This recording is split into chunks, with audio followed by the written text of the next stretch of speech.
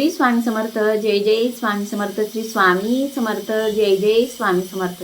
तर आज मी तुम्हाला गुरुपौर्णिमेपर्यंत ज्यांना स्वामींची सेवा करण्यासाठी वेळ मिळत नाही, ग्रंथ वाचन किंवा पारायण करण्यासाठी वेळ नाही, अशांसाठी ही सेवा।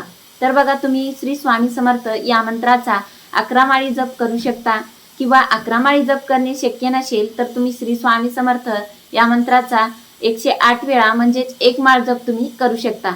जर तुम्हाला हेही करणे शक्य नसेल तर तुम्ही श्री स्वामी समर्थ या मंत्राचं अखंड नामस्मरण करू शकता।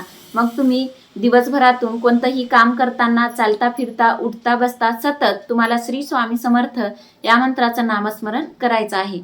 सतत तुम्हाला हा मंत्र तुम्हाला तुमच्या मुखात ठेवायचा आहे। तर तुम्ही ही सेवा गुरुपौर्णिमेपर्यंत करू शकता। ही सेवा तुम्ही नक्की करा, तुम्हाला याचे अनुभव खूप चांगले येतील। धन्यवाद। श्री स्वामी समर्थ।